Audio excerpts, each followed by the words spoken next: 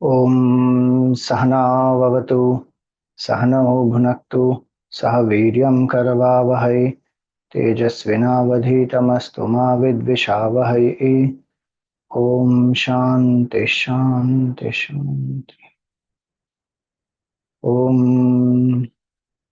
सच्चिदानन्दरूपाय विश्वोत्पत्त्यादिहेतवे तापत्रयविनाशाय श्रीकृष्णाय वयं नुमः। ॐ वसुदेवसुतं देवं कंसचाणूरमर्दनं देवकी परमानन्दं कृष्णं वन्दे जगद्गुरुम्। समस्तजनकल्याणे निरतं करुणामयं नमामि चिन्मयं देवं सद्गुरुं ब्रह्मविद्वरम्। हरि ओम, સૌને પ્રણામ। આપણે મધુરાષ્ટકમના 5 શ્લોકોનો અર્થ જોયેલો। છઠ્ઠા શ્લોકમાં વલ્લભાચાર્યજી કહે છે, ગુંજા મધુરા માલા મધુરા।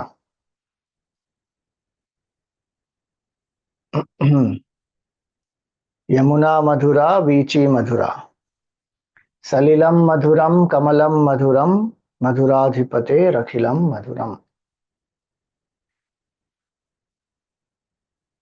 ગુંજાની જે માળા છે ભગવાન પહેરે છે ચનોઠી, એટલે એ માળાની વિશેષતા શું છે? ભગવાનને તો અલગ અલગ પ્રકારની માળાઓ બધા અર્પિત કરતા હોય છે, પણ આ ગુંજા માળાની પાછળ એક બહુ સરસ કથા છે। આપણે એવું કહેવાય છે કે એકવાર કૃષ્ણ ભગવાન ગ્વાલ બાલોની સાથે બધા જતા હતા અને એમણે જોયું કે રાધાજી બીજી ગોપીઓની સાથે બેસીને મોતીઓની માળા બનાવે છે। તો કૃષ્ણ ભગવાનને એમ થયું કે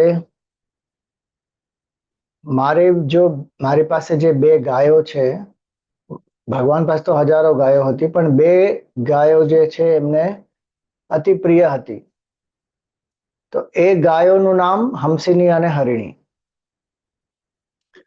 તો એમણે રાધાજીને કહ્યું કે મારી જે 2 ગાયો છે હંસિની અને હરિણી, એમને માટે મને આ માળા આપશો।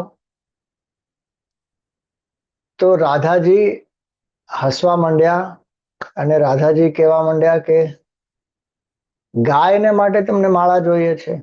આ શેની માળા છે ખબર છે? આ મોતીઓની માળા છે, બહુમૂલ્ય માળા છે। આ ગાયોને ના પહેરાવાય, એટલે હું નહીં આપું। અને બીજી બધી ગોપીઓ પણ હસવા માંડી કે આ અમને ગાયને માટે માળા જોઈએ છે, એ બી મોતીઓની માળા જોઈએ છે।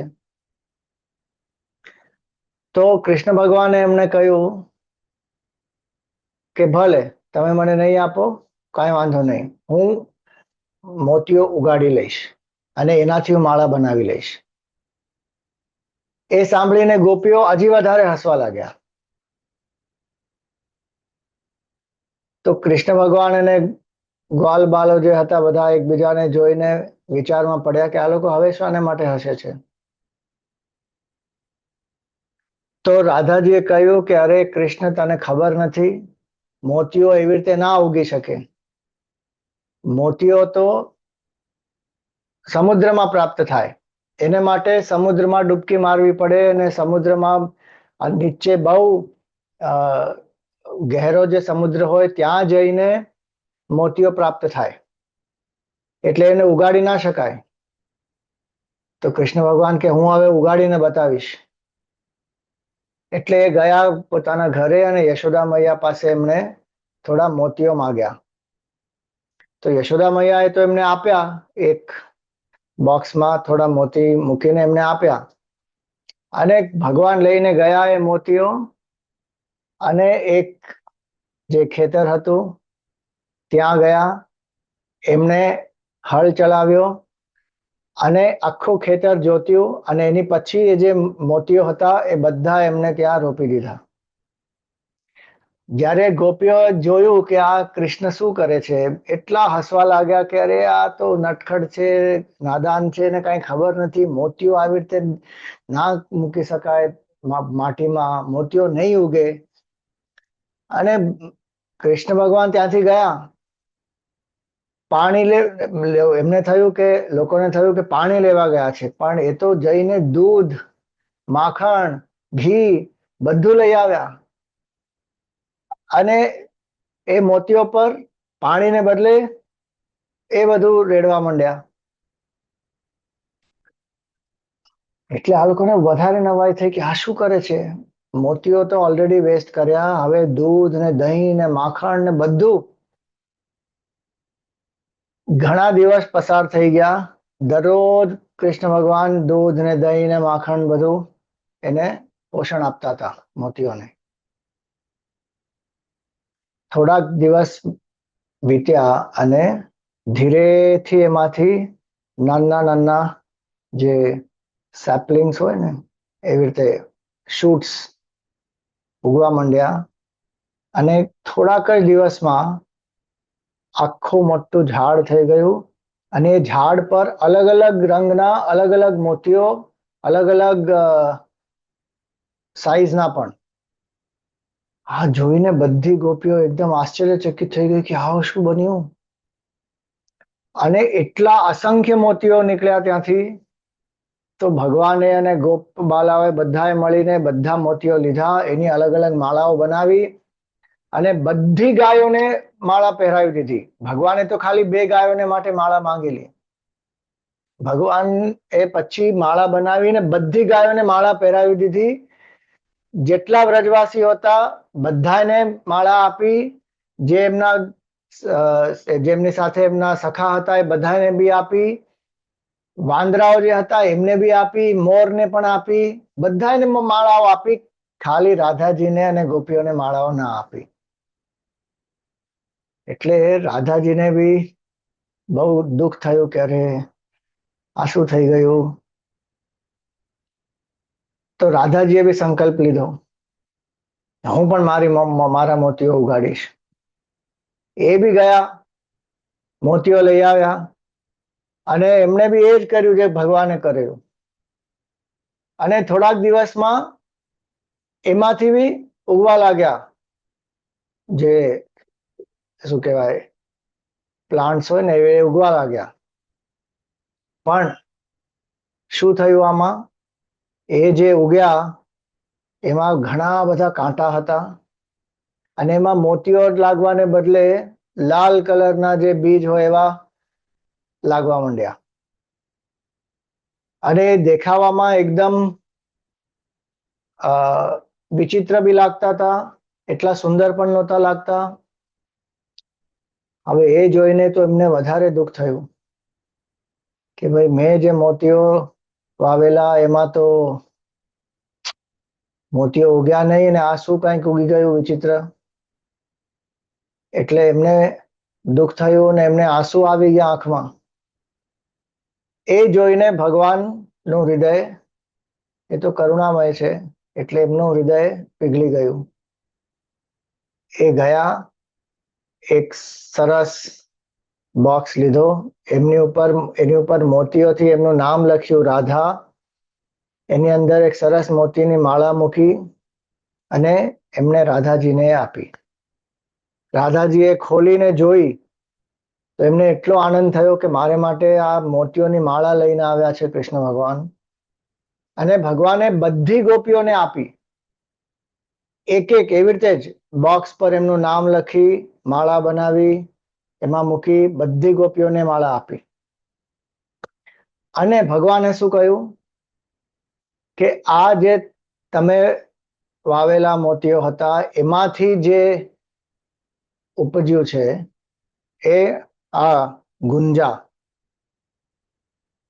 હું એની માળા બનાવીશ. એટલે ભગવાને જે ગુંજાના બીજ હતા એ બધા લીધા, એની માળા બનાવી અને એમણે પોતે પહેરી. કેમ કે આ બીજ જે ઉત્પન્ન થયા છે એ રાધાજીના સંકલ્પથી, એમના પુરુષાર્થથી ઉપજ્યા છે બધા. એટલે એમનો જે પ્રેમ હતો રાધાજીને માટે, કે એમણે જે કર્યું છે એ બહુમૂલ્ય છે. It is not a waste. અને આ માળા જે છે એ મને રાધાજીની યાદ આવ્યા કરશે એના કારણે, એટલે ભગવાને એ માળા પહેરી. આ એક લીલા છે ભગવાનની, સુંદર લીલા. એટલે વલ્લભાચાર્યજી કહે છે અહીંયા ગુંજા મધુરા, કે ભગવાન શું ના કરી શકે. મોતીઓને વાવીને મોતિયાના ઝાડ બી બનાવી શકે. મૂકમ કરોતિ વાચાલમ પંગુમ લંઘયતે ગિરિમ યત કૃપા તમહમ વંદે પરમાનંદ માધવમ. જે મૂક વ્યક્તિને પણ વાચાળ બનાવી શકે, જે વ્યક્તિ ચાલી ના શકતા હોય એ પણ પહાડ ચડી જાય, જેની કૃપાથી આ બધું થતું હોય, આખી સૃષ્ટિ જેની કૃપાથી બનેલી છે, એ મોતીઓ ઝાડથી ઉત્પન્ન કરે, એમાં શું નવાઈની વાત. પણ આ લીલા દ્વારા ભગવાને શું બતાવ્યું? એક તો એમની અસીમ કૃપા, બીજું એમનો પ્રેમ, રાધાજી પ્રત્યે એમનો એટલો બધો પ્રેમ, ગોપીઓ પ્રત્યે એમનો પ્રેમ. અને ભગવાને એ ચણોઠી ગુંજા એની જે માળા બનાવી, એ હંમેશા એમને રાધાજીનું સ્મરણ કરાવશે. એટલે એમનો પ્રેમ એટલો રાધાજી પ્રતિ, કે એમની પાસે પણ એક એવી નિશાની છે રાધાજીની, કે જે એમને રાધાજીનું જ સ્મરણ કરાવે છે હંમેશા. એટલે ભગવાનને આપણે ગુંજાની માળા અર્પિત કરીએ, અને વિશેષ કોઈ ઉત્સવ હોય કે વિશેષ કોઈ પ્રસંગ હોય ત્યારે તો વધારે પુણ્યશાળી છે, અને વધારે ભગવાનને પ્રસન્ન કરવાને માટે ગુંજા માળા આપણે ભગવાનને અર્પિત કરવી જોઈએ. એટલે ગુંજા મધુરા માળા જે છે ને એ બહુ વિચિત્ર છે, કે જ્યારે આપણે કોઈ બહુ ધનવાન વ્યક્તિ હોય, એમના ગળામાં જો આપણે કોઈ મોતીઓનો હાર કે હીરાનો હાર જોઈએ તો આપણને એમ લાગે કે વાહ વાહ, એટલા ધની વ્યક્તિ છે, એમને કેટલા પૈસા હશે એમની પાસે, કે આવો સુંદર હાર એમને પહેર્યો છે. એ એમના ઐશ્વર્યનું પ્રતીક છે. પણ એ જ માળા જો કોઈ ગરીબ વ્યક્તિએ પહેર્યો હોય તો આપણને શું લાગે? આ તો આર્ટિફિશિયલ હશે, ઇમિટેશન જ્વેલરી હશે, હા ઓરિજિનલ થોડી હોય. અને જો આપણને લાગે કે ઓરિજિનલ હશે તો આપણને એમ લાગે કે આ તો ચોરી કરીને લીધો હશે. માળા તો એ જ છે, પણ આપણો ભાવ શું છે? જે પહેરે છે એ વ્યક્તિના હિસાબે આપણે ભાવ ઉત્પન્ન કરીએ છીએ.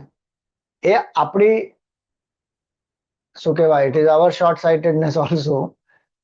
કેમ કે કોઈ નિર્ધની વ્યક્તિ પણ એકદમ મહેનત કરી એટલું ધન પ્રાપ્ત કરીને એ માળા એવી ખરીદી શકે છે, એમાં અશક્ય વાત નથી. એ પણ આપણું મન એવી રીતે જ વિચારે કે આને ક્યાં તો ચોરી કરી હશે, અથવા કોઈકની પાસેથી લઈ લીધી હશે. એટલે માળા જે છે એ જે પહેરે છે એ માળા, એની સાથે આપણે એનો સંબંધ કરીએ છીએ. અને ઘણીવાર તો માળાને કારણે આપણે પોતાને વધારે મૂલ્યવાન પણ માનીએ છીએ. મારી પાસે આ ડાયમંડ નેકલેસ છે, આટલો પ્રેશિયસ નેકલેસ છે, ને આ પ્લાટિનમનો નેકલેસ છે, ને જે બી કાંઈ છે, એને કારણે આપણને એમ લાગે કે હું કોઈક છું. અહીંયા ભગવાનની સામે તો આ કોઈ બી વસ્તુ ફીકી જ પડતી હોય. પણ જે માળા ભગવાને ગળામાં પહેરી છે એ છે તો એકદમ સાધારણ. અને ઘણીવાર તો આપણે જેમ મોતીની સામે આ જો ગુંજાના બીજ હોય, એની કોઈ તુલના જ નથી. ક્યાં મોતી ને ક્યાં ગુંજાના બીજ. પણ ભગવાનનો ભાવ શું છે? ભગવાન ભાવના પ્રેમી છે. ભગવાને એ માળા બનાવી અને પોતે પહેરી. રાધાજીએ તો કાંઈ નથી કર્યું. એમને એમ કહ્યું નહોતું કે તમે આ માળા બનાવો, એ ભગવાનનો પ્રેમ રાધાજી પ્રતિ. એટલે પ્રેમ અને ભાવના બહુ મહત્વપૂર્ણ છે. એટલે આ ગુંજા મધુરા માળા મધુરા એનો અર્થ એ થયો કે ભગવાનને શું મધુર લાગે છે? આપણી ભક્તિ, આપણી ભાવના, આપણે ભગવાન માટે શું કરી શકીએ છીએ, આપણું સમર્પણ, એ ભગવાનને અતિ પ્રિય છે. અને ભગવાનને બીજી વસ્તુ શું ગમે છે? એ છે નમ્રતા, એકાત્મ ભાવ, સર્વાત્મ ભાવ. એટલે રાધાજીને બી એ દિવસે એક શિક્ષા મળી ગઈ કે ભગવાને 2 માળા ખાલી માગેલી ગાયોને માટે, અને ગાયો ભગવાનને માટે એમનું સ્થાન બહુ ઉચ્ચ છે. આપણે સનાતન હિન્દુ ધર્મમાં તો આપણે જોઈએ છીએ કે બધા દેવતાઓનો વાસ છે ગાયમાં, એટલે આપણે એને ગો માતા કહીએ છીએ. એટલે 2 ગાયોને માટે જ્યારે ભગવાન માંગતા હતા તો એમના મનમાં એમ થયું કે ગાયોને માટે. પણ જે સર્વાત્મ ભાવ જેમાં હોય કે જે માળા છે એ શરીરને માટે થોડી હોય છે, શરીર તો નશ્વર છે. એ વ્યક્તિ અથવા એ જીવમાં જે લક્ષણો છે, જે સાત્વિકતા છે, જે ભક્તિ છે, ભાવના છે, એક આંતરિક સુંદરતા છે,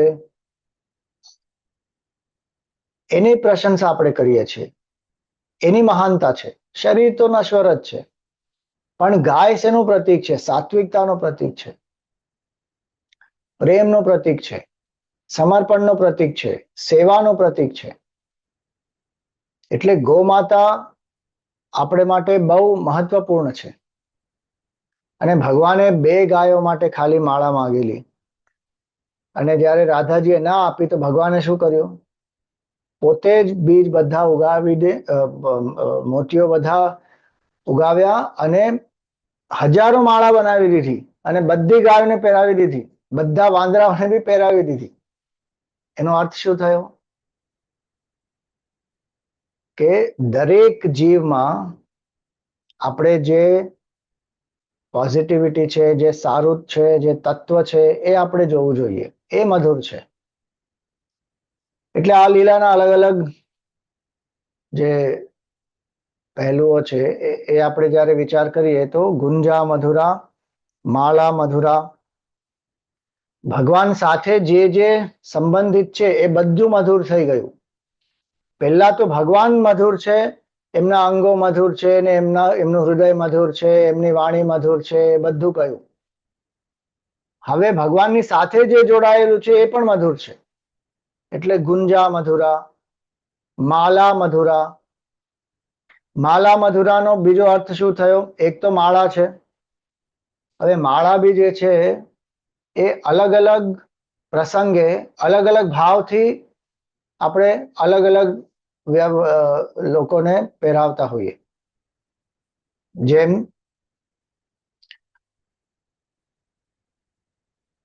કોઈ ગુરુ હોય તો ગુરુને આપણે માળા પહેરાવીએ આદર ભાવ સત્કાર ભાવથી. એક શવ હોય તો શવને બી માળા પહેરાવીએ ગંભીરતાથી. અગ્નિ સંસ્કાર કરવા લઈ જતા હોય એની પહેલા એક પ્રકારથી એમનો પણ એ શવનો પણ એ સત્કાર છે કે એક આખું જીવન એ વ્યક્તિએ જે જીવ્યું છે એમાં કેટલા લોકોને કેટલા બધા અનુભવ થયા હશે આ વ્યક્તિને કારણે, અને ઘણું બધું એમનું પણ યોગદાન હશે. એટલે એનો સત્કાર કરીએ કે ભાઈ એક જીવનું યોગદાન શું છે. અને એ અંતિમ યાત્રા જે છે એમાં પણ માળા પહેરાવીને આપણે લઈ જઈએ to value the contribution of that entity.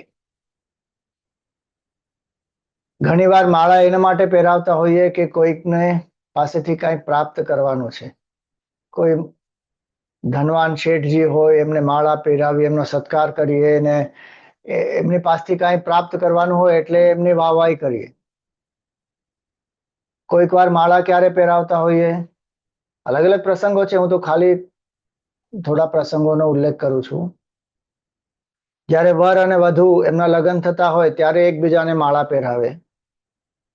એવી રીતે અલગ અલગ પ્રસંગે માળા પહેરાવીએ. અહીંયા જે ભક્ત માળા પહેરાવે ભગવાનને, એ કયા ભાવથી પહેરાવે? સમર્પણના ભાવથી. આપણે જ્યારે ભગવાનને માળા પહેરાવીએ તો કયા ભાવથી આપણે પહેરાવીએ કે ભગવાન તમે સર્વસ્વ છો, you are everything, I am nobody, અને પૂર્ણ સમર્પણના ભાવથી આપણે ભગવાનને માળા પહેરાવીએ અને સાષ્ટાંગ દંડવત પ્રણામ કરીએ. સો ગુંજા મધુરા, માલા મધુરા. અને માલાનો બીજો અર્થ શું છે? મા એટલે રમા, મા લક્ષ્મી. એટલે જે માળા છે ભગવાનની, એ મા લક્ષ્મીનું પણ પ્રતીક છે. એટલે માળા મધુરા એટલે તમે મધુર છો અને તમારી સાથે જે લક્ષ્મી દેવી છે એ પણ મધુર છે. ગુંજા મધુરા, માલા મધુરા. અને એટલે જ્યારે ઘણીવાર આપણે જઈએ મંદિરમાં તો અલગ અલગ પ્રસાદ પ્રાપ્ત થાય. કોઈક વાર તુલસી દળ હોય, કોઈક વાર ગંગાજળ હોય, કોઈક વાર કોઈ મીઠાઈ હોય. પણ ઘણીવાર શું કરાય, શું આપણને પ્રાપ્ત થતું હોય છે? ભગવાનની જે માળા હોય એ જ પૂજારી કાઢીને આપણને આપે. એ પ્રસાદ બની જાય. એ પ્રસાદનો શું અર્થ? કે આ માળા જે મને પ્રાપ્ત થઈ એ ભગવાનનો સંકેત, ભગવાનની લક્ષ્મીજી છે, જે ભગવાનનો આશીર્વાદ છે કે તમને સુખ સમૃદ્ધિ પ્રાપ્ત થાય. એટલે માળાના અલગ અલગ અર્થો છે. ગુંજા મધુરા, માલા મધુરા. અલગ અલગ પ્રકારની માળાઓ પણ હોય છે. રુદ્રાક્ષની માળા હોય, તુલસીની માળા હોય, ક્રિસ્ટલની માળા હોય, ચંદનની માળા હોય, અલગ અલગ પ્રકારની માળા હોય. પણ શિવજી જે માળા પહેરે છે એ કઈ માળા છે? મુંડમાળા. શિવજીની માળા એકદમ વિલક્ષણ માળા છે. મુંડ માળા પહેરે છે શિવજી, કેમ કે એ વૈરાગ્યનું પ્રતીક છે. દેહ નશ્વર છે અને મૃત્યુને પામવાનો જ છે. એટલે દેહાસક્તિ આપણે ના કરીએ. વૈરાગ્યમાં સ્થિત થઈ આત્મજ્ઞાનનું જે આપણો લક્ષ્ય છે એને પ્રાપ્ત કરવા માટે આપણે શ્રવણ મનન નિધિધ્યાસન કરીએ. એ મુંડમાળા એનો સંકેત છે. અને ભગવાન જે માળા પહેરે છે, કૃષ્ણ ભગવાન, વિષ્ણુ ભગવાન, એ અલગ માળા છે. એ કઈ માળા છે? એક તો પુષ્પની માળા હોય, આ ચણોઠીની માળા હોય, તુલસીની માળા હોય, અલગ અલગ માળાઓ હોય. એક બીજી માળા છે, બહુ સુંદર માળા. એ કઈ માળા? એ જીવંત પુષ્પની માળા. બાકી આપણે જે બી માળા બનાવીએ જીવંત પુષ્પની ના હોય. એ આપણે પુષ્પ જે આપણે what we have plucked those flowers, થોડા સમય માટે તાજા પુષ્પો હોય, પછી ધીરે ધીરે કરમાઈ જાય. પણ આ જે માળા છે એ જીવંત પુષ્પની માળા છે. અને જીવંત પુષ્પ એટલે શું? જે ભગવાનના અનન્ય ભક્તો બની ગયા, ભગવાનના ગળામાં એ ભક્તોની માળા છે. એટલે માળા મધુરા, ગુંજા મધુરા, માલા મધુરા. અહીંયા બહુ સુંદર એક શ્લોક છે. પ્રહલાદ નારદ પરાશર પુંડરીક વ્યાસાંબરીશ શુક શૌનક ભીષ્મ દાલ્ભ્યાન રૂક્માંગદાર્જુન વસિષ્ઠ વિભીષણાદીન પુણ્યાનિમાન પરમ ભાગવતાન સ્મરામી. આ બધા પરમ ભાગવતો છે, એમનું આપણે સ્મરણ કરીએ. ભગવાનના ગળામાં એમની માળા છે. કેવો સુંદર વિચાર છે ને! એ પ્રહલાદજી, નારદજી, પરાશરજી, પુંડરીક, વ્યાસ, અંબરીશ, શુકદેવ, શૌનક ઋષિ, ભીષ્મ, રૂક્મ, અંગદ, અર્જુન, વસિષ્ઠ, વિભીષણ આદિન, એવા ઘણા બધા અનન્ય ભક્તો છે જે ભગવાનના, એ બધા પરમ ભાગવત છે. પરમ ભાગવત એટલે શું? જેમનું પૂર્ણ રૂપે સમર્પણ થયું છે. કાયેન વાચા મનસેન્દ્રિયૈર્વા બુદ્ધ્યાત્મના વા પ્રકૃતે સ્વભાવાત કરોમિ યદ્યત સકલમ પરસ્મૈ નારાયણાયેતિ સમર્પયામિ. ભાગવત નો પૂરો આખો સાર છે આ એક શ્લોક. ભાગવત ધર્મ છે આ એક શ્લોક. એટલે જે પૂર્ણ રૂપે શરીર, મન, વાણી, બુદ્ધિ, સ્વભાવ જેટલું બી છે આપણી પાસે બધું જયારે સમર્પિત કરીએ ત્યારે અનન્ય ભક્ત, પરમ ભાગવત. એવા પરમ ભાગવતોની માળા ભગવાનના ગળામાં છે. એટલે આ જીવંત પુષ્પો છે. એટલે ગુંજા મધુરા, માલા મધુરા.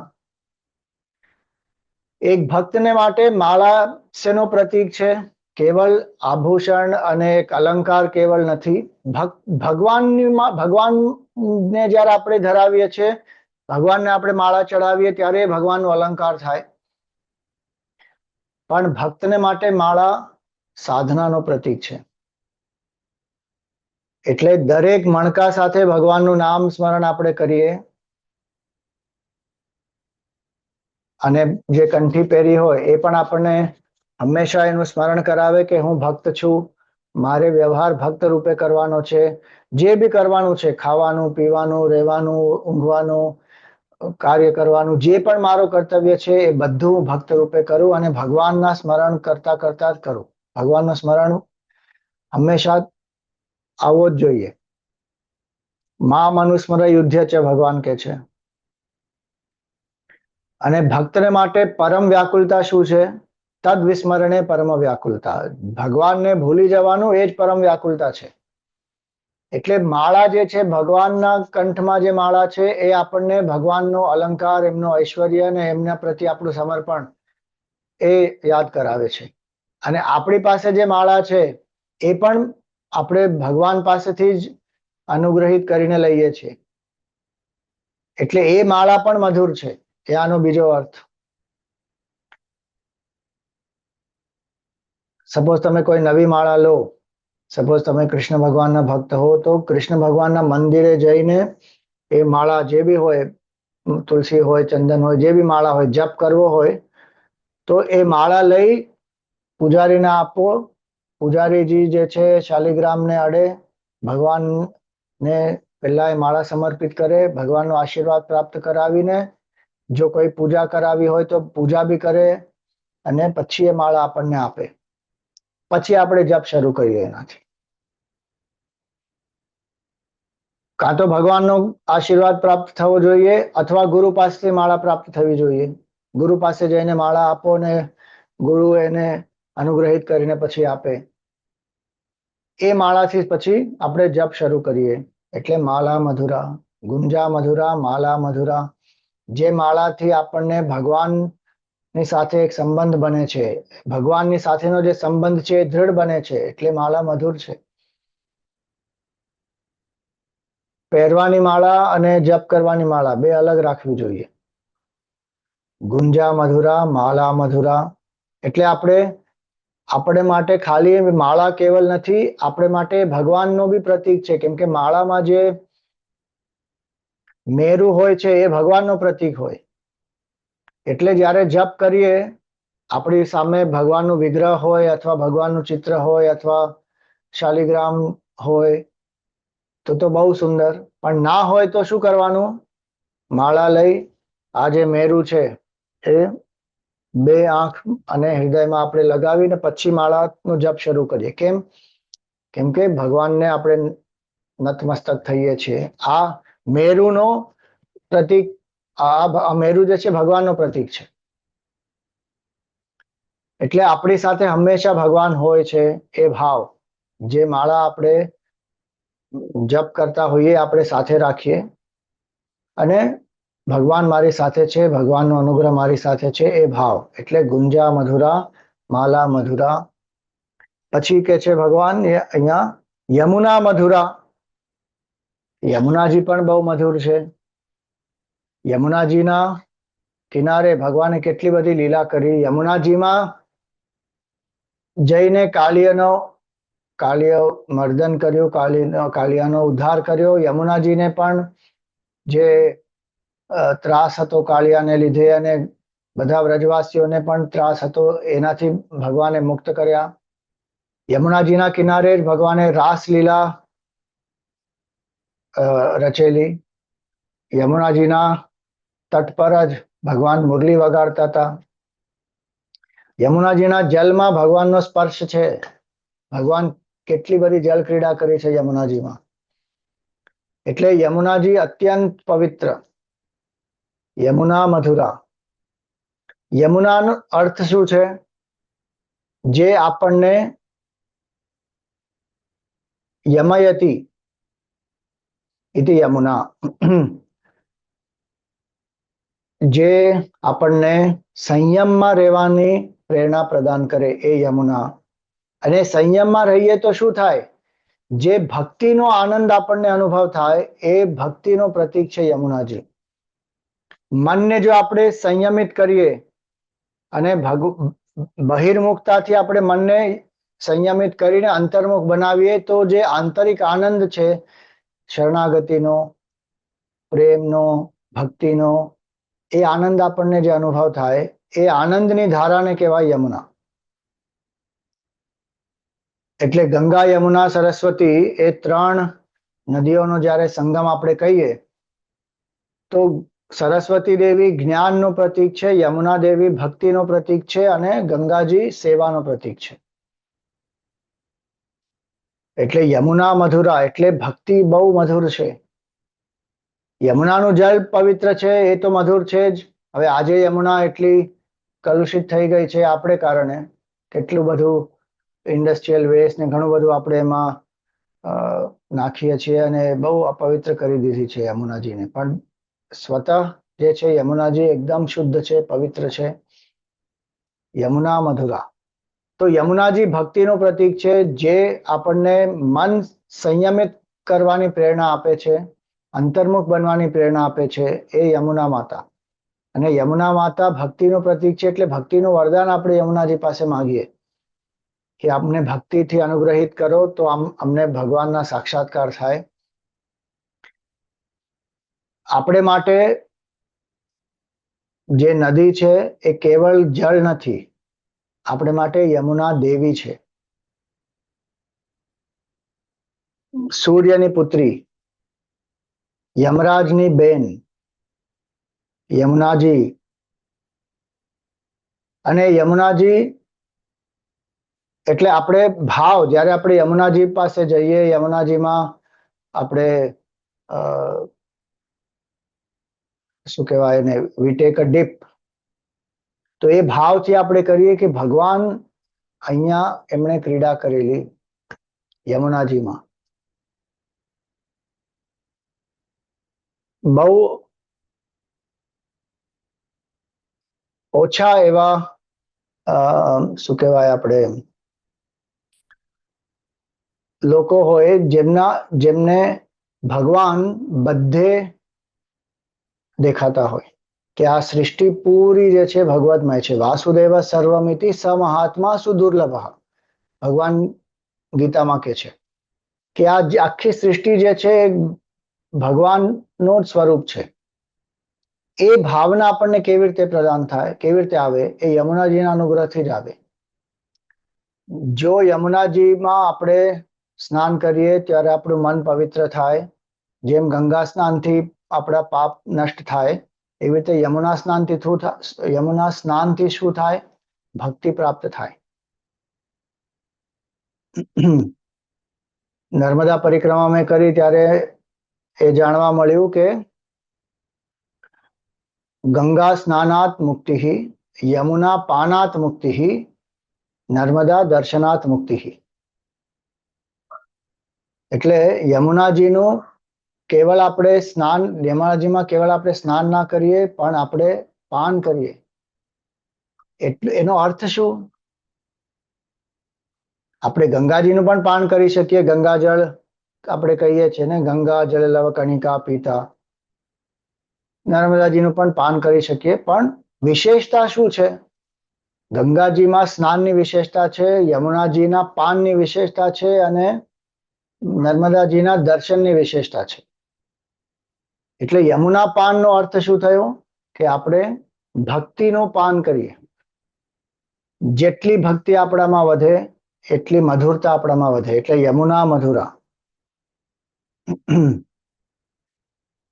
અને ભક્તિ કેવી રીતે વધે? સંયમ ના હોય તો ભક્તિ ના વધી શકે. જેટલી બહિર્મુખતા હોય, જેટલી વિષય આસક્તિ હોય, લોકોને એમ લાગે છે કે અરે ભક્તિ માર્ગ તો એટલો સરળ માર્ગ છે, એમાં તો આપણે 56 ભોગ ખાઈ શકીએ, આપણે અલગ અલગ સારા સારા વસ્ત્રો પહેરી શકીએ અને આપણે નૃત્ય કરી શકીએ, એમાં સંગીત બી હોઈ શકે અને અલગ અલગ. Bhakti is very very nice. Why? Because is very pleasing to the senses. હવે એ પ્રાથમિક સ્તર છે ભક્તિનો.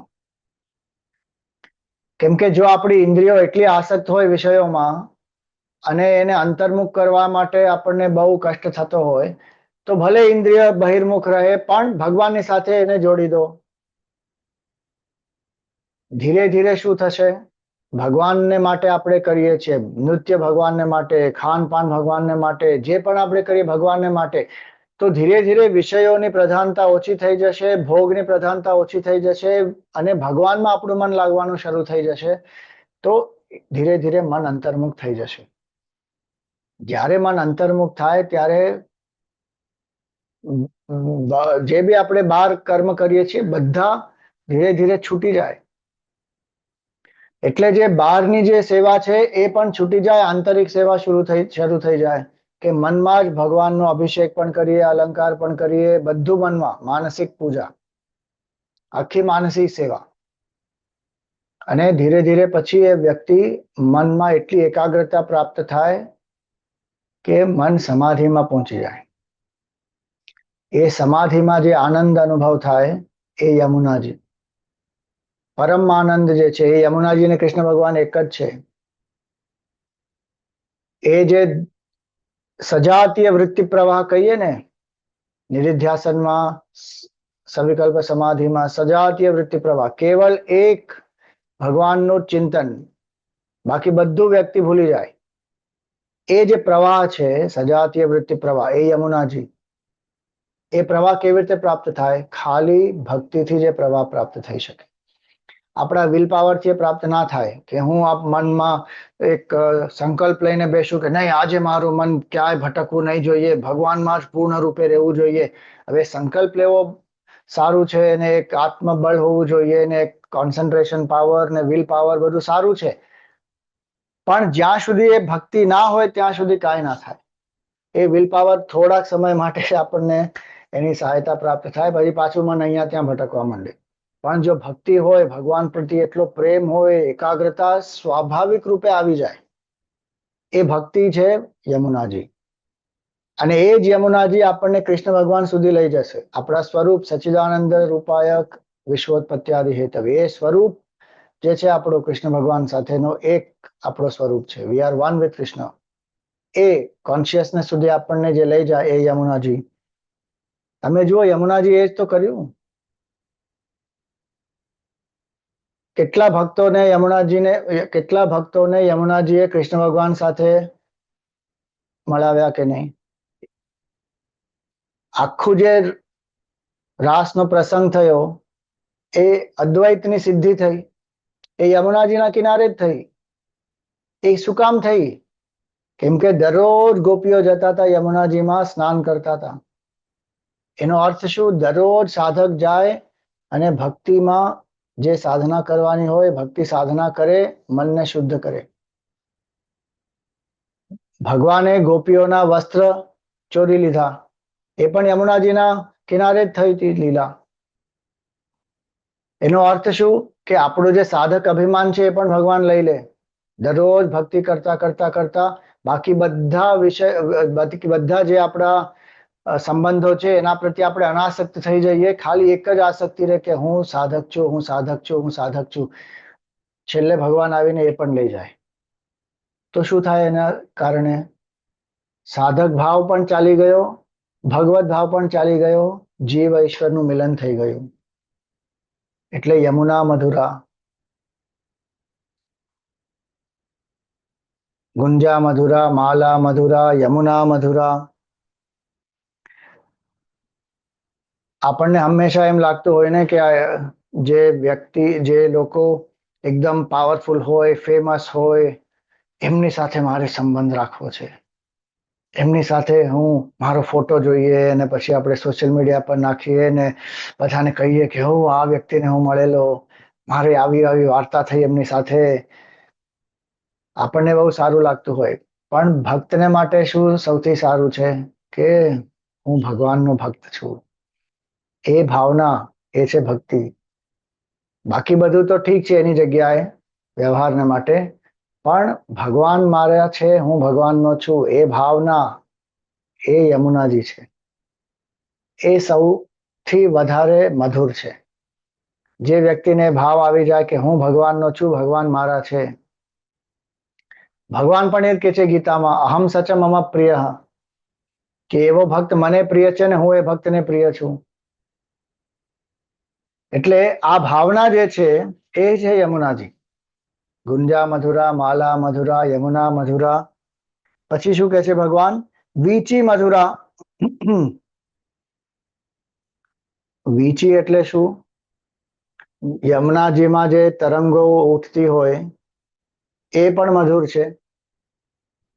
એટલે ભક્તના મનમાં જે ભક્તિને કારણે જે તરંગો ઉઠતી હોય કે ભાઈ મારે ભગવત સાક્ષાત્કાર કરવો છે, મારે ભગવાનના દર્શન કરવા છે, એ જે આતુરતા હોય, એક જિજ્ઞાસા હોય, એક ભાવના હોય કે ભાઈ ભગવાન ને સાથે મિલન ક્યારે થશે, એ તરંગો ઉત્પન્ન થાય ભગવાન ને મળવાને માટે જે ભક્તના મનમાં, એ મધુર છે.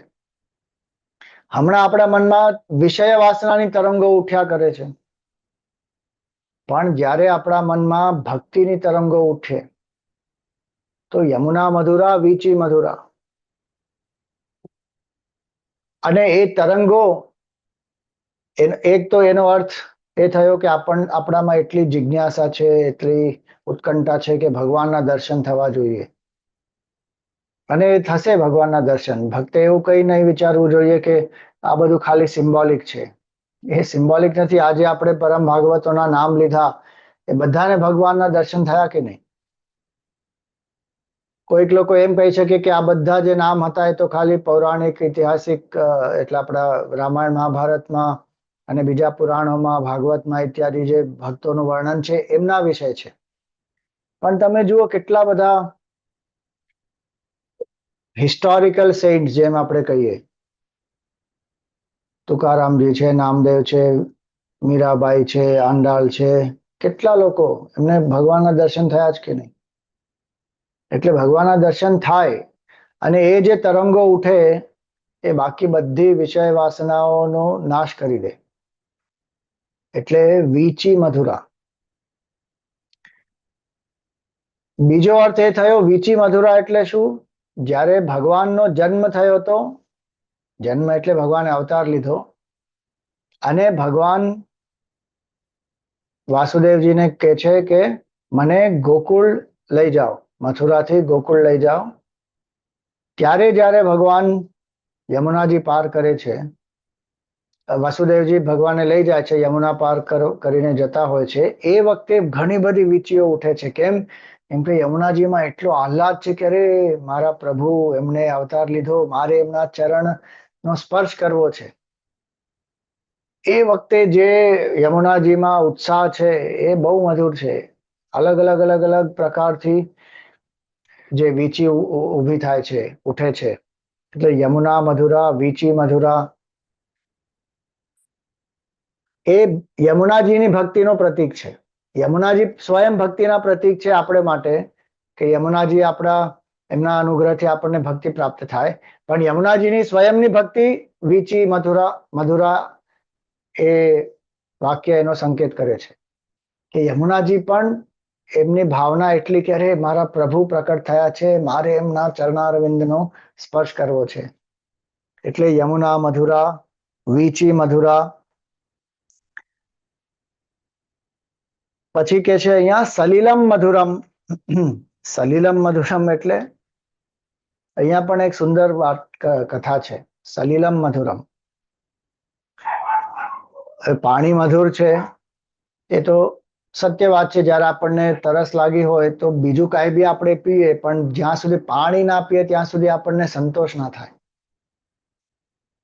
કોઈ કહી શકે કે અરે પાણી શું છે, it is only hydrogen and oxygen. એ બધું સાયન્ટિફિક દ્રષ્ટિથી આપણને ખબર હોઈ શકે કે પાણી આ બે ગેસીસ થી બનેલું છે, પણ એક જે છે હાઇડ્રોજન અને એક છે oxygen. One will encourage fire, one will put off fire.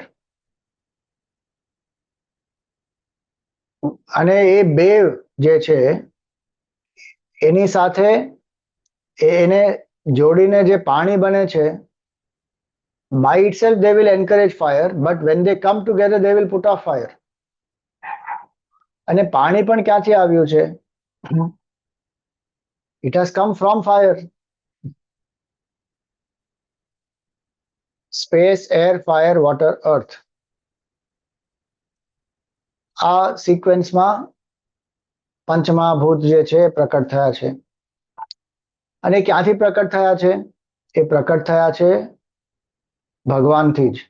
કેમ કે બ્રહ્મ માયા શક્તિનો ઉપયોગ કરી ઈશ્વર બને છે, અને એ ઈશ્વર જ પાંચ તત્વોમાં પંચમહાભૂતના રૂપે પ્રકટ થાય છે. ઈશ્વરમાંથી અલગથી કાંઈ નથી આવતું, ઈશ્વર જ પ્રકટ થાય છે પંચમહાભૂતના રૂપે. એટલે આપણે માટે પંચમહાભૂત જે છે એ આખી સૃષ્ટિ જ ઈશ્વરમય સૃષ્ટિ છે. તો એમાં તો સલિલમ મધુરમ સ્વાભાવિક છે, કેમ કે ઈશ્વર જ પોતે છે સલિલના રૂપે.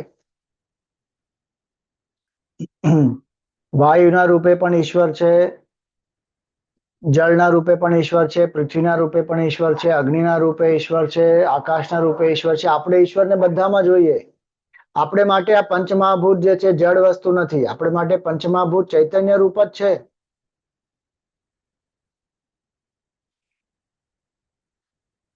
એટલે એ તાત્વિક દ્રષ્ટિથી પણ આપણે જોઈએ તો સલિલમ મધુરમ. ભક્તિની દ્રષ્ટિથી આપણે જોઈએ તો આમાં એક બીજો અર્થ છે. અહીંયા એમ કહેવાય છે કે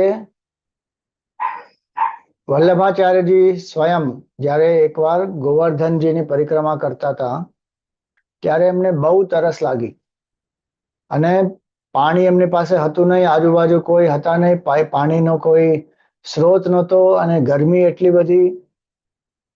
એટલે એમને એ બહુ વ્યાકુલ થઈ ગયા એ વખતે.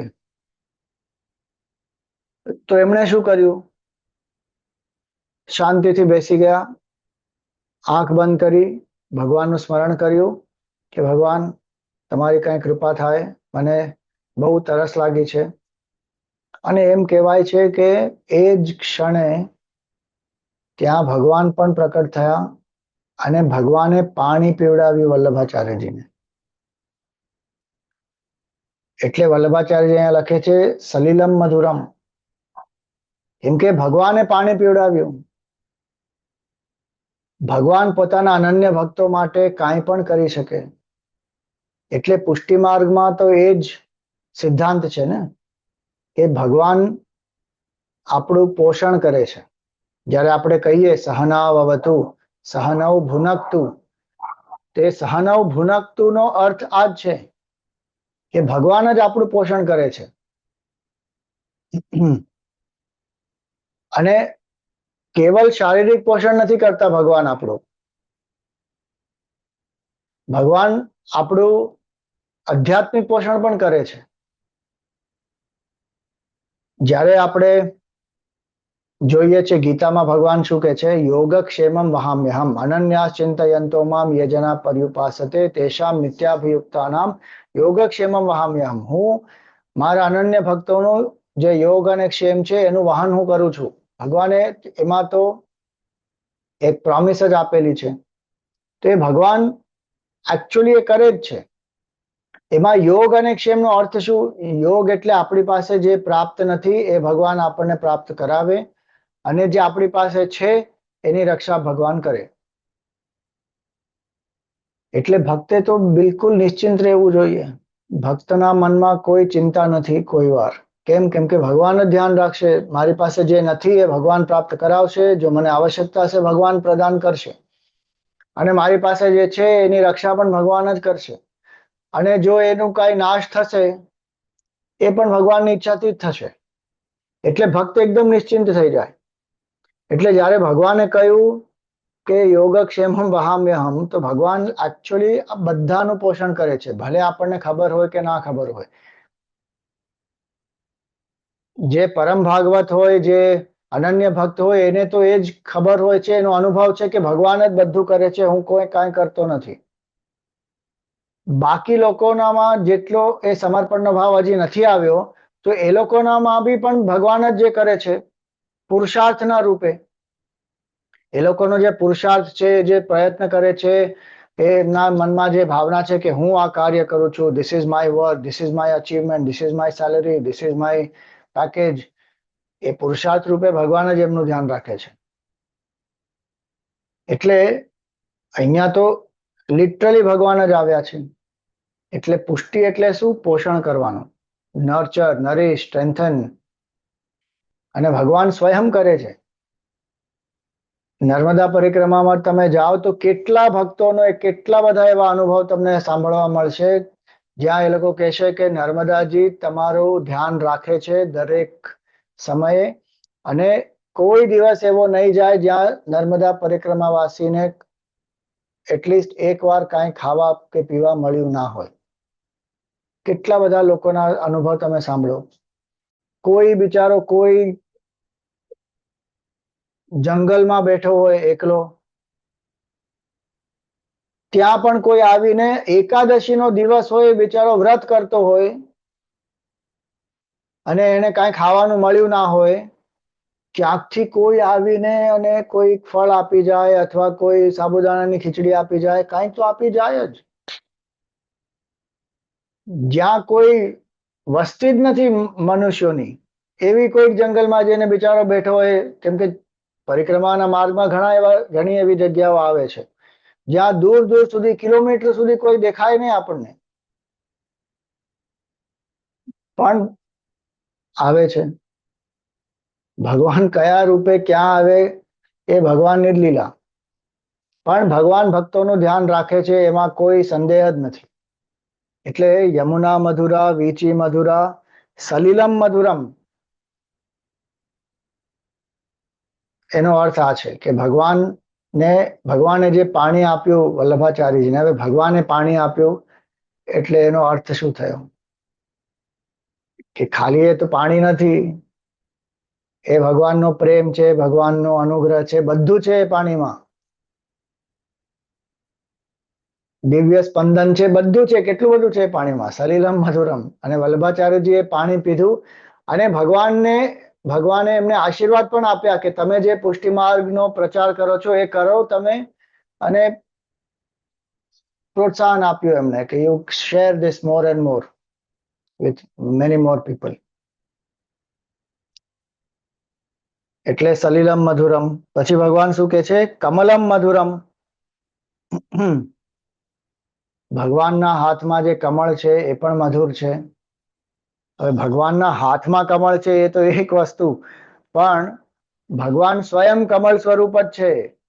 એટલે આપણે કહીએ કે ભગવાનનું મુખારવિંદ, કમલ નયન, હસ્તકમલ, ચરણારવિંદ. કેમ? કેમ કે એક તો ભગવાન કમળની જેમ એકદમ કોમળ છે.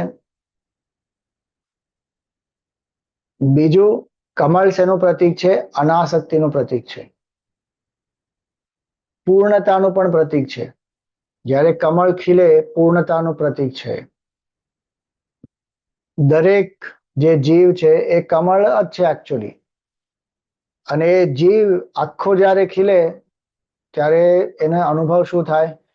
કે હું પરમાનંદ સ્વરૂપ બ્રહ્મ છું. એટલે કમલમ મધુરમનો અર્થ એ કે જે આપણું પૂર્ણતાનું જે સ્વરૂપ છે, એ પૂર્ણતાનું સ્વરૂપ આપણને કેવી રીતે અનુભવ થાય? અસંગતાથી થાય, અનાસક્તિથી થાય. તો કમળ બેવનું પ્રતીક છે. અને ભગવાન આપણને એ જ દર્શાવે છે. ભગવાનના હાથમાં, વિષ્ણુ ભગવાનના હાથમાં શું છે? શંખ, ચક્ર, ગદા અને પદ્મ. એ જે પદ્મ છે એ અનાસક્તિનું પ્રતીક છે. એ જીવન મુક્તનો પણ પ્રતીક છે. અમારા ગુરુદેવ બહુ સુંદર કહેતા હતા કે જે ચાર વસ્તુઓ ભગવાનના હાથમાં છે, એનો સાંકેતિક અર્થ શું છે કે સૌથી પહેલા તો ભગવાન શંખ વગાડે એટલે વેકઅપ કોલ આપણને આપે. અલગ અલગ જીવનમાં પરિસ્થિતિઓ આવે, કોઈ કઠિન પરિસ્થિતિઓ આવે, એકદમ દુઃખદ પરિસ્થિતિઓ પણ આવે. એનાથી ભગવાન આપણને જાગૃત કરવા માંગે છે કે ભાઈ ઉઠો, મોહની નિદ્રામાં ઊંઘ્યા છો, ઉઠો, જાણો તમે કોણ છો. પણ આ જે જીવ છે એ સાંભળે તો છે શંખનો અવાજ, પાછો ઊંઘી જાય છે. કેટલી વાર આપણને જીવનમાં અલગ અલગ જે અનુભવો થતા હોય એમાં આપણે એમ પણ વિચારીએ કે આ તો જીવન કેવું છે, ક્ષણભંગુર છે, નાશવાન છે, જીવનનો અર્થ શું છે, આપણે પરમાનંદ પ્રાપ્ત કરવો જ જોઈએ, પણ ફરી પાછા થોડાક સમય પછી વિષય વાસનામાં લિપ્ત થઈ જઈએ. એટલે પછી ભગવાન શું કરે, જે ગદા છે ને એનાથી એક મારે જોરથી, ચલ ભાઈ ઉઠ, માણસ ઉભો થઈ જાય. પણ આ જીવ એટલો તામસી છે, ઘણીવાર એ ગદાની માર મળે, ઉભો થઈ જાય અને થોડુંક સાધના કરવા માંડે, ફરી પાછો વિષય વાસનામાં અટકી જાય. પછી ભગવાન શું કરે, શબ્દની ગદા મારે. કેવી રીતે? ગુરુ પાસે પહોંચાડે. પહેલા ગુરુ પાસે પહોંચ્યા પછી જે ગુરુ શબ્દથી ઉપદેશ આપતા હોય એ પણ ભગવાનની ગદા જ છે. સદગુરુ મેરા સુરમાં કરે શબ્દ કી ચોટ, મારે ગોલા પ્રેમ કા હરે ભરમ કી ખોટ. એટલે એ ગુરુ પાસે પહોંચાડે ભગવાન આપણને. ગુરુ પાસે પહોંચ્યા પછી જો વ્યક્તિ એકાગ્રતાથી શ્રવણ કરે તો જે ગુરુ ઉપદેશ આપે છે, મહાવાક્યનો ઉપદેશ, તત્વમસીનો ઉપદેશ, અહમ બ્રહ્માસ્મિનો ઉપદેશ, એનાથી શું થાય? એ છે ચક્ર, સુદર્શન ચક્ર, જેનાથી અહંકારનો નાશ થઈ જાય પૂર્ણ રૂપે. અને અહંકારનો નાશ જ્યારે થાય એ સુદર્શન, આપણને એ દર્શન થાય કે અરે હું તો બ્રહ્મ છું. પોતાને જીવ માનતો તો આટલી વાર હું તો જીવ છું જ નહીં, હું તો બ્રહ્મ છું, બ્રહ્મ હતો, બ્રહ્મ છું, આમ બ્રહ્મ જ રહીશ, બ્રહ્મ સિવાય બીજું કાંઈ છે જ નહીં. એ સુદર્શન, સુષ્ટુ દર્શન, great grand vision of oneness. એ અનુભવ સાથે જે વ્યક્તિ અહીંયા સંસારમાં જીવે, કેમ કે પ્રારબ્ધ કર્મ છે શરીરનું, એ ભોગવવું પડે, એ જીવન મુક્ત જે છે, જે અનાસક્ત રૂપે અહીંયા જીવે અને એ આ આત્મજ્ઞાન જે એમણે અનુભવ્યો છે એ બધાને પ્રદાન કરે, એ જીવ કમળનો પ્રતીક છે. એ કમળ જીવન મુક્તનું પ્રતીક છે. How to live in the world and yet not be of the world, and how to see everything as divine. એટલે કમલમ મધુરમ, એનો અર્થ એ છે કે ભગવાન પાસે જે કમળ છે એ આપણને સંકેત કરે છે કે અનાસક્તિના ભાવથી જીવો અને પૂર્ણતાને પ્રાપ્ત કરો અને જીવન મુક્ત રૂપ થઈને જીવો અહીંયા. એ જ મનુષ્ય જન્મની સફળતા છે. એટલે સલિલમ મધુરમ, કમલમ મધુરમ. કમળ ક્રિએટિવિટીનું બી પ્રતીક છે, સુંદરતાનું પ્રતીક છે, પૂર્ણતાનું પ્રતીક છે, આધ્યાત્મિકતાનું પ્રતીક છે અને પરમ આનંદ અને મુક્તિનો પણ પ્રતીક છે. કમળ જ્ઞાનનું પણ પ્રતીક છે. વેદાંતનું જે જ્ઞાન છે ને, કમળ એનું પણ પ્રતીક છે. સ્કંદ પુરાણમાં જે ગુરુ ગીતા છે એમાં આવે છે ને કે વેદાંતાંબુજ સૂર્યોયઃ, કે ગુરુ જે છે એ સૂર્ય રૂપ છે. શેને માટે? વેદાંત અંબુજને માટે. વેદાંત રૂપી કમળ ક્યારે ખીલે? જ્યારે ગુરુ રૂપી સૂર્ય આપણા જીવનમાં હોય ત્યારે વેદાંત રૂપી જ્ઞાન આપણા જીવનમાં કમળની જેમ ખીલે. એ જ જ્ઞાનથી આપણને જીવન મુક્તિ પણ પ્રાપ્ત થાય, અનાસક્તિ પણ પ્રાપ્ત થાય, પૂર્ણતાનો બી અનુભવ થઈ જાય. એટલે સલિલમ મધુરમ કમલમ મધુરમ. અને ભક્તિનો તો પ્રતીક છે, જે આપણે જ્યારે ભગવાનનું રૂપ જોઈએ ત્યારે આપણને કમળ નું સ્મરણ શું કામ આવે? કેમ કે દરેક અંગ જે છે ભગવાનનું એ પણ પૂર્ણતાનો જ પ્રતીક છે. આપણું જે શરીર છે, આપણને શરીરની આસક્તિ છે, દેહાત્મ ભાવ છે, એના લીધે આપણને લાગતું હોય કે આ શરીર હું છું. પણ ભગવાન શરીર ધારણ કરે છે એટલે ભગવાન નો જન્મ છે એવું આપણે નથી કહેતા, ભગવાનનો અવતાર થાય છે. એટલે એમનો શરીર જે છે એ શરીર આપણા જેવો દેહ નથી હોતો એમનો. ચિદાનંદમય દેહ તુમ્હારી, ભગવાનનું જે શરીર છે આખું ચૈતન્ય રૂપ જ છે. એટલે આપણે જયારે કહીએ કમલ નયન, મુખારવિંદ, ચરણારવિંદ, હસ્તકમળ, એ શેનું પ્રતીક છે? એ પૂર્ણ ચૈતન્યનું જ પ્રતીક છે. તે ભગવાનના દરેક અંગ બી જે છે એ ચૈતન્યના જ પ્રતીક છે. અને ભગવાન જે જે વસ્તુઓ વાપરે એ પણ ચૈતન્ય રૂપ જ છે, એ જડ વસ્તુ નથી હોતી. એટલે રામાયણમાં તમે જુઓ, ભરતજી જયારે ભગવાનની પાદુકા સિંહાસન પર મૂકીને શું કરે છે? ભરતજી દરરોજ પાદુકાને પ્રણામ કરે છે અને પાદુકાની પાસેથી આદેશ લે છે કે આજે મારે શું કરવું જોઈએ. અને દરરોજ સાંજે પાદુકાને પાસે જઈ આજે મેં શું શું કર્યું એ આખું વિવરણ પણ બતાવે છે. કેમ કે આપણને એમ લાગે છે કે આ પાદુકા જે છે એ જડ વસ્તુ છે, પણ ભગવાનની પાદુકા છે, એ આપણી પાદુકા નથી. એ ભગવાનની જે પાદુકા છે એ ચૈતન્ય રૂપ છે. જેમ સુદર્શન બી જે છે એ ચૈતન્ય રૂપ છે. ચક્ર, it is not some inert machine. એવી રીતે જ ભગવાનની જે ગદા જે છે, કૌમોદકી, એમનો જે શંખ છે પાંચજન્ય, એ બધા ચૈતન્ય રૂપ જ છે. એવી રીતે જ કમળ બી જે છે ચૈતન્ય રૂપ જ છે. અહીંયા તો સાંકેતિક જ છે જીવન મુક્તિનો. એટલે કમલમ મધુરમ. જ્યારે આપણે ભગવાનનો વિગ્રહ જોઈએ, શ્રી વિગ્રહ જોઈએ, ત્યારે આપણે આ બધું યાદ રાખવું જોઈએ કે અરે આ તો ચૈતન્ય રૂપ જ છે આપણી સામે. એટલે જ્યારે આપણે ભગવાનની પૂજા કરીએ છીએ ત્યારે ખાલી ભગવાન ઉપર આપણે ચંદન નથી લગાવતા, બધે લગાવીએ આપણે. શિવજીની જયારે આપણે પૂજા કરીએ તો એમના ત્રિશૂળ પર બી ચંદન આપણે લગાવીએ, એટલે ભસ્મ લગાવીએ. વિષ્ણુ ભગવાનના શંખ, ચક્ર, ગદા, પદ્મ, ચરણારવિંદ, હાથ જે છે, મસ્તિષ્ક, બધે આપણે ચંદન લગાવીએ. કેમ? કેમ કે એનું પ્રતીક છે કે ચૈતન્ય રૂપ જ છે બધું. અને ભગવાનની સાથે જે બી સંબંધિત છે બધું ચૈતન્ય રૂપ છે.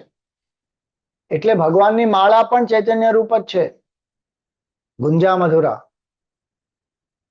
એટલે જ એ આપણે કહ્યું ને કે જીવંત પુષ્પથી બનેલી માળા છે ભગવાનની. એટલે આ છઠ્ઠો શ્લોક, ગુંજા મધુરા, માલા મધુરા, યમુના મધુરા, વીચી મધુરા, સલિલમ મધુરમ, કમલમ મધુરમ, મધુરાધિપતે અખિલમ મધુરમ. એટલે આ જે છેલ્લી પંક્તિ જે છે, મધુરાધિપતે અખિલમ મધુરમ, જે મધુરાધિપતિ છે એમનું બધું જ મધુર છે. ત્યાં મધુરનો અર્થ એ પણ છે કે ચૈતન્ય છે, બધું ચૈતન્ય રૂપ જ છે. મધુરાધિપતે અખિલમ મધુરમ. હવે સાતમો શ્લોક, ગોપી મધુરા લીલા મધુરા, યુક્તમ મધુરમ ભુક્તમ મધુરમ, દૃષ્ટમ મધુરમ શિષ્ટમ મધુરમ, મધુરાધિપતે અખિલમ મધુરમ. અહીંયા કે છે વલ્લભાચાર્યજી, ગોપી મધુરા. ગોપી જે છે એકદમ મધુર છે, ગોપીઓ બહુ મધુર. એમનું જે ચરિત્ર છે એ અત્યંત ઉત્કૃષ્ટ ચરિત્ર છે. ગોપી મધુરા, લીલા મધુરા, ભગવાને જે બી કાંઈ કાર્ય કર્યું હોય બધી લીલાઓ ભગવાનની મધુર છે. યુક્તમ મધુરમ, ભગવાન સાથે જે મિલન થાય છે એ પણ મધુર છે. ભુક્તમ મધુરમ, પહેલા પણ એકવાર આવી ગયું ભુક્તમ મધુરમ, ત્યાં આપણે જોયું કે ભગવાન જે પણ ગ્રહણ કરે છે મધુર છે. અહીંયા ભુક્તમ મધુરમનો બીજો અર્થ શું છે કે ભગવાન આપણી રક્ષા કરે છે. ભગવાનનું રક્ષણ પણ મધુર છે. ભુક્તમ મધુરમ, દૃષ્ટમ મધુરમ, ભગવાને જે જે જોયું છે બધું મધુર છે. દૃષ્ટમ મધુરમ, પછી શિષ્ટમ મધુરમ, જે શિષ્ટાચાર છે ભગવાન એમનું જે ચરિત્ર છે એકદમ મધુર છે. શિષ્ટમનો એક બીજો અર્થ એ બી છે કે આજ્ઞા પાલન કરવાનું. શિષ્ટમ મધુરમ, પછી મધુરાધિપતે રખિલમ મધુરમ. તો આ શ્લોકનો સાધારણ અર્થ થયો. હવે ગોપી મધુરા, નારદ ભક્તિ સૂત્રમાં આપણે જ્યારે જોઈએ, નારદજી સ્વયં ભગવાનના અનન્ય ભક્ત છે, પણ નારદજી જેવા મહાન અનન્ય ભક્ત પણ જ્યારે સર્વોચ્ચ ભક્તના ઉદાહરણ આપવાના હોય છે ત્યારે ભગવાન ત્યારે નારદજી કોનો ઉલ્લેખ કરે છે? યથા વ્રજ ગોપિકા નામ, કે ભક્તોમાં સૌથી શ્રેષ્ઠ ભક્ત ભગવાનના કોણ છે? વ્રજની ગોપીઓ જ છે. વ્રજની ગોપીઓ સમાન બીજા કોઈ ભક્ત બન્યા જ નથી, અને ભગવાન સ્વયં એમના ઋણી છે. યથા વ્રજ ગોપિકા નામ. આપણને એમ લાગતું હોય કે અરે આ ગોપીઓ કોણ છે? ઉદ્ધવજીને પણ એમ જ લાગતું હતું કે આ તો કોણ છે? આ ગોપીઓ દૂધનું દોહન કરે ને ગાય ચરાવવા લઈ જાય ને પછી માખણ બનાવે ને માખણ વેચે ને, દે આર સો ઓર્ડિનરી. ગામડાની છોકરીઓ છે ને ગોપીઓ છે ને ગ્રહસ્થ છે ને પોતાનું ગ્રસ્ત જીવન ચલાવે છે અને ગ્રસ્ત ધર્મનું પાલન કરે છે. પતિઓ છે, પુત્રો છે. આમાં શું મોટી વાત છે? પણ ઉદ્ધવજીને પણ ગોપીઓએ સરસ, એમને જયારે જોયું કે ગોપીઓની મહાનતા શું છે ત્યારે ઉદ્ધવજીને સમજાયું, એ એકદમ વિનમ્ર બની ગયા. એ ગોપીઓએ ઉદ્ધવજીને જ્ઞાન આપ્યું. એટલે ગોપીનો અર્થ શું? એક અર્થ છે ગો એટલે આપણી જે ઇન્દ્રિયો છે એ, અને પી એટલે પીબતી, જે ઇન્દ્રિયોથી પીએ છે. સ્વામીજી, એવી રીતે તો આપણે બધા ગોપીઓ જ છે. આપણે ઇન્દ્રિયોથી જ વિષયોનો ભોગ કરીએ છીએ. એ અર્થમાં તો આપણે બધા ગોપી છે, પણ અહીંયા જે ગોપીનો અર્થ છે એ નથી. જે ઇન્દ્રિયોથી પૂર્ણ રૂપે કેવલ ભગવાનમાં લીન છે એ છે ગોપી. ભગવાનના રૂપનું દર્શન કરે, ભગવાનના નામનું સ્મરણ કરે, ભગવાનના નામનું ઉચ્ચારણ કરે. આખા દિવસમાં ભગવાન સ્મરણ સિવાય, ભગવત સ્મરણ સિવાય એમને બીજું કાંઈ ભાન જ નથી હોતું એકચ્યુઅલી. બાકી બધું કરે છે જે સેવા કરવાની હોય, પણ ભગવાનને સમર્પિત થઈને. એટલે ગોપીઓ કર્મયોગીઓના પ્રતીક છે. ગોપી ભક્તિની પરાકાષ્ઠા પણ છે, અને ગોપી આત્મજ્ઞાનમાં પણ સ્થિત છે. એ ત્રણેયનું મિશ્રણ છે ગોપીઓમાં. અને આપણને એમ લાગે કે તો સાધારણ સ્ત્રીઓ છે, પણ અસાધારણ વ્યક્તિત્વ છે એમનું. એક ગોપી બેઠી બેઠી બહુ પ્રયત્ન કરતી હતી ને એકદમ નારદજી આવ્યા તો એ ગોપી જે બેઠી હતી એ આમ ધ્યાનમાં જે બેસે એ તો એકદમ શાંતિથી મન એકાગ્ર કરીને બેસે, પણ આ ગોપી બેઠી હતી ધ્યાન કરતા કરતા એમ કરતી હતી ગોપી.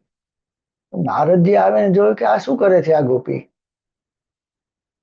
તો એમણે ગોપીને ઉઠાડી. એમને થયું કે કઈક બિચારીને તકલીફ થતી હશે, તો એ નારદજી એમને આમાં જરા ઉઠાડવા માટે કઈ કર્યું તો એ ગોપી ઉઠી ગઈ. તો કે શું થયું તને, કેમ કઈ તકલીફ છે? તો કે હા, બહુ મોટી તકલીફ છે, હું શું કરું, તમારી મદદ કરો. તો કે શું તકલીફ છે જરા બતાવો. તો કે અમારા મનમાં છે ને કૃષ્ણ ભરાઈ ગયેલો છે, જતો જ નથી. કેટલો પ્રયાસ કર્યો મેં, જતો જ નથી મારા મનમાંથી. આપણું મન કૃષ્ણ ભગવાનમાં 2 સેકન્ડ 3 સેકન્ડ લાગે એ મોટી વાત. આ ગોપીના મનમાં કૃષ્ણ ભગવાન છે ને, એ એટલો પ્રયાસ કરે છે પણ જતા નથી ભગવાન. એનો અર્થ શું? એ ગોપીનો એટલો પ્રેમ કે ભગવાન સિવાય એને કાંઈ યાદ જ નથી. આ બધી ગોપીઓની પણ લીલા.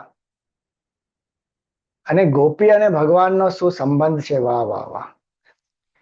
ભગવાન તો લીલા કરે જ, ગોપીઓ પણ લીલા કરે. કેમ? કેમ કે ભગવાન સાથે એક છે. એ જે બ્રહ્મજ્ઞાની હોય એ જે પણ કરે લીલા જ કહેવાય. એટલે અહીંયા ગોપી મધુરા લીલા મધુરા એક સાથે આવ્યું છે. સુંદર છે એકદમ.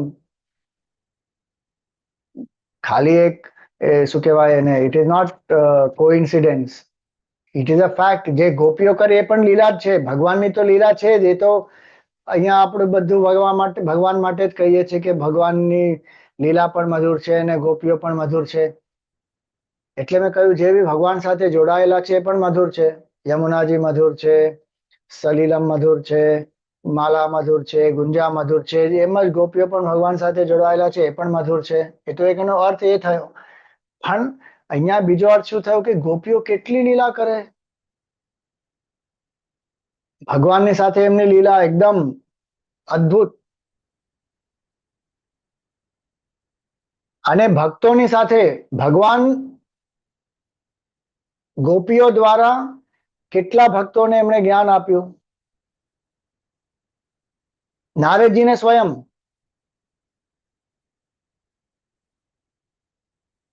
એકવાર કૃષ્ણ ભગવાનને બહુ માથું દુખતું હતું અને ઘણા બધા ઉપચાર કર્યા પણ કાંઈ અસર થઈ નહીં અને ભગવાનનું માથું તો બહુ જ દુખતું હતું. તો નારદજી આવ્યા ત્યાં. તો નારદજીએ પૂછ્યું કે ભગવાન તમે જ આનો ઉપાય બતાવો. તો કે ઉપાય તો છે પણ એ મળતો નથી. એ જે મને જોઈએ છે જલ્દી મળતું નથી. તો કે ઉપાય શું છે બતાવો ભગવાન, હું તમને લઈ આવું. તો ભગવાને કહ્યું મને છે ને કોઈકના ચરણની રજ જોઈએ. જે મારો ભક્ત હોય એના ચરણની રજ મને જોઈએ. એ જો હું લગાવીશ ને માથા પર, મારું માથું દુખાવો બંધ થઈ જશે તરત. હવે નારદજીને ખબર પડી કે અચ્છા, ભગવાનને ભક્તની ચરણ રજ જોઈએ છે. એ તો ગયા ચરણ રજ શોધવા માટે અને કેટલા ભક્તોને એમણે પૂછ્યું, બધાએ ના પાડી. નહીં નહીં નહીં, કે અરે કૃષ્ણ ભગવાનને જોઈએ છે, એમનું માથું દુખે છે, આપી દો ને જરા. તો ઘણા લોકો તો કે ના ના, હું તો ભક્ત જ નથી, હું નહીં આપી શકું. અને જે ભક્તો એ કે નહીં નહીં, મારે નથી આપવું. તો કે કેમ નથી આપવું? તો કે ભાઈ મારા ચરણની રજ ભગવાનના માથા પર પડે તો મને કેટલો પાપ લાગે, હું તો નરકમાં જઈશ પછી. એમ ભગવાન એમ નારદજીએ ઘણા લોકોને પૂછ્યું, કોઈ આપવા માટે તો કોઈ તૈયાર નહોતા. તો ઉદાસ થઈને પાછા આવ્યા. પણ નારદજી પોતે એમ નથી વિચારતા કે હું પણ ભક્ત છું અને મારા ચરણની રજ બી આપી શકું. તો કૃષ્ણ ભગવાન કે જો મેં કહ્યું તને મળતું જ નથી મને જે જોઈએ છે. તો નારદજી કે એવું કેવું બની શકે કે કોઈ નથી આપવા તૈયાર? તો કે એક તું વ્રજમાં ગયો તો કે નહીં? તો નારદજી કે નહીં. તો કે તું ત્યાં જા અને ગોપીઓને પૂછ. તો નારદજી ગયા. જ્યારે ગયા ગોપીઓ પાસે તો નારદજીએ કહ્યું કે ભાઈ આવી રીતે કૃષ્ણ ભગવાનને દ્વારકામાં છે, એમને માથું દુખે છે અને એનું ખાલી એક ઔષધિ છે કે એમને ભક્તના ચરણની રજ જોઈએ છે. જેમ એમણે કહ્યું, બધી ગોપીઓ જે હતી એ બધાએ લઈ લઈને એમને આપી, ભરી ભરીને કે લઈ જાઓ. તો નારદજી કે તમને ખબર છે શું થશે? તમારા ચરણની રજ જો પડશે ભગવાનના માથા પર તો તમને નરકનો વાસ પ્રાપ્ત થશે. તો કે મારા ચરણની રજથી જો ભગવાનનું માથું દુખવાનું બંધ થતું હોય તો મારે હજારો વર્ષો સુધી બી અમારે જો નરકમાં રહેવું પડે તો અમને કોઈ અફસોસ નથી, તમે લઈ જાઓ. નારદજીએ જ્યારે એ સાંભળ્યું ત્યારે એમને લાગ્યું કે અરે આ તો અમે વિચારેલું કે આ ગોપીઓ તો એકદમ સર્વસાધારણ સ્ત્રીઓ છે, પણ એ તો એકદમ પરમ ભક્તો છે, પરમ જ્ઞાની પણ છે, પરમ ભક્ત પણ છે, પરમ કર્મયોગી પણ છે. સવારથી એટલે સવારથી એટલે શું, ગોપીઓ તો ઊંઘમાં બી ભગવાનનું નામ લેતા હોય, ઉઠે ત્યારે બી કૃષ્ણ કૃષ્ણ કહેતા હોય, નહાય ત્યારે કૃષ્ણ કૃષ્ણ, ગાયને દોહવા જાય ત્યારે પણ કૃષ્ણ કૃષ્ણ, માખણ બનાવે ત્યારે પણ કૃષ્ણ કૃષ્ણ, પાણી લેવા જાય ત્યારે કૃષ્ણ કૃષ્ણ, આખો સમય એમના મનમાં કૃષ્ણ સિવાય કોઈ છે જ નહીં. તો આપણે કહીએ કે ગીતામાં જે ભગવાન કહે છે, તદર્થમ કર્મ કૌંતેય મુક્ત સંગ સમાચર, જે પણ કર્મ કરીએ એ ભગવાનને માટે, ભગવાનને સમર્પિત થઈને કરીએ તો વ્યક્તિ મુક્ત થઈ જાય. જો આપણે એ કર્મ ના કરી શકીએ તો કર્મ બંધનમાં આપણે ફસાઈએ. લોકોયમ કર્મ બંધન તદર્થમ કર્મ કૌંતેય મુક્ત સંગ સમાચર. તો ગોપીઓ દરેક ક્ષણે જે બી કરતા હતા એમના મનમાં શું ભાવ હતો કે આ કૃષ્ણ માટે છે, આ ભગવાન માટે છે. તો કર્મયોગની પણ ભાવના, ભક્તિની પણ પરમ ભાવના, અને જ્ઞાનમાં તો એ રથ છે જ. ભગવાને સ્વયં રાસલીલાના પ્રસંગ દ્વારા એમને આત્મજ્ઞાન પણ પ્રદાન કર્યું. અને એમની ભક્તિની પરાકાષ્ઠા તો આત્મજ્ઞાનમાં તો છે જ, પણ જે ગોપીઓનો વિરહ પણ છે, એવો વિરહ તો ભક્તોએ બીજા કોઈ ભક્તોમાં આપણને જોવા પણ નથી મળતો. ભગવાન એકવાર મથુરા છોડીને ગયા, એટલે ગોકુળ છોડીને ગયા પછી પાછા આવ્યા જ નહીં. તો ગોપીઓનો વિરહ પણ તમે જુઓ, જે રાસલીલાનો પ્રસંગ છે એમાં જે ગોપિકા ગીત છે, જ્યારે ભગવાન અદૃશ્ય થઈ જાય છે ત્યારે ગોપીઓ એકદમ વ્યાકુલ થઈ જાય છે કે ભગવાન મારી સાથે જતા હમણાં ક્યાં ગયા. એમાં પછી ગોપિકા ગીત એકદમ સુંદર, તવ કથામૃતમ શ્રવણ મંગલમ તપ્ત જીવનમ, એકદમ સુંદર ગોપી ગીત આખું એમણે જે ભગવાનની સ્તુતિ કરી. એટલે ગોપીઓનો વિરહ એ વખતે, અને પછી ભગવાન છોડીને ગયા. હવે તાત્વિક દ્રષ્ટિએ આપણે કહીએ કે તો બ્રહ્મજ્ઞાની હતા, ભગવાન સાથે એમનો સંબંધ હતો કે એમને એકત્વનો અનુભવ થયો હતો, એક વસ્તુ. પણ શરીર છે ત્યાં સુધી, ભગવાન અવતાર લીધો છે ને ભગવાન દૂર છે દ્વારકામાં, ગોપીઓ અહીંયા છે વ્રજમાં, તે વિરહ પણ હતો એમનો ગોપીઓની સાથે, ભગવાનની સાથે જે વિરહનો અનુભવ કર્યો એમને. એટલે ગોપી મધુરા. ગોપીઓ ઘણીવાર જે માખણ વેચવા જતી હતી તો માખણ લે લો કહેવાને બદલે કૃષ્ણ લે લો, કૃષ્ણ લે લો જ કહેતા હતા. કેટલી બધી લીલાઓ ગોપીઓની, એ વાંચીને આપણા આંખોમાં અશ્રુ આવી જાય કે અરે આવા ભગવાનના ભક્તો અને આપણામાં એવા ગુણ આવી જાય. એટલે ગોપીઓનું ચિંતન કરતા કરતા આપણે સ્વયં ગોપી બની જઈએ તો આપણે ભગવાન સાથે એક થઈ જઈએ. એટલે ગોપી મધુરા. એક બીજી લીલા હતી જ્યાં ભગવાન રાધાજીને મળવા જવાના હતા, પણ જે સમય નિર્ધારિત થયેલો એ સમયે ભગવાન જઈ ના શક્યા. એ વખતે એમને મોડું થઈ ગયું, 1 કલાક મોડું થઈ ગયું. પછી જ્યારે ભગવાન ત્યાં પહોંચ્યા તો રાધાજી એકદમ આનંદમાં, ઘરે ભગવાન આવી ગયા. અને ભગવાન એમની પાસે પહોંચ્યા અને તરત રાધાજીનું મોઢું એકદમ ઉદાસ થઈ ગયા. તો ભગવાને જોઈને કહ્યું કે હવે શું થયું, હમણાં તો આટલો આનંદ હતો, હવે કેમ આટલા ઉદાસ થઈ ગયા. તો રાધાજીએ શું જવાબ આપ્યો કે જ્યાં સુધી તમે નહોતા આવ્યા ત્યાં સુધી મારું ધ્યાન તમારા ઉપર જ હતું, પણ હવે તમે આવ્યા છો એટલે મારું ધ્યાન તમારા પરથી હટીને મારી ઉપર આવી ગયું કે હું કેટલી વિશેષ છું તમારે માટે કે તમે મારે માટે આવ્યા અહીંયા મને મળવા. તો મારું ધ્યાન તમારામાંથી મારી ઉપર આવ્યું એટલે મને બહુ દુઃખ થાય છે. આ જો એમની ભાવના, આખો સમય ભગવાનનું ચિંતન કરતા હોય છે પણ થોડા સમય માટે ધ્યાન એમની ઉપર આવી ગયું કે હું કેટલી ભગવાનને પ્રિય છું, બસ એટલા ક્ષણ માટે એ જ્યારે એમને ભાન પડી તરત મન એકદમ ઉદાસ. એટલે આ ઘણી બધી આવી લીલા છે ગોપીઓની. ગોપી મધુરા, લીલા મધુરા.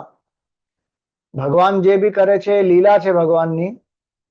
અને લીલાનો અર્થ શું છે? જે પ્રકટ કરે, જે સુપ્ત ભાવના હોય એને જે પ્રકટ કરે એને કહેવાય લીલા.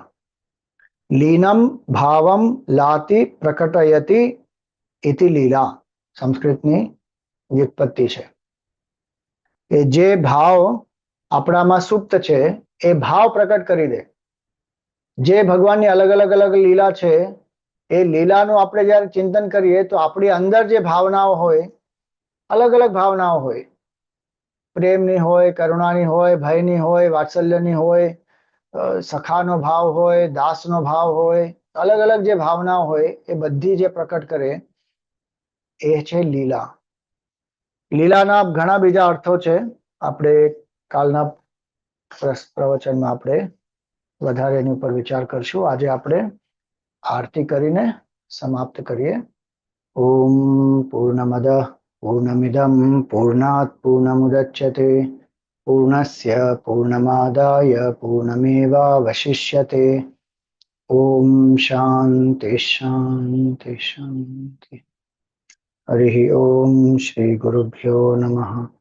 હરિ ઓમ.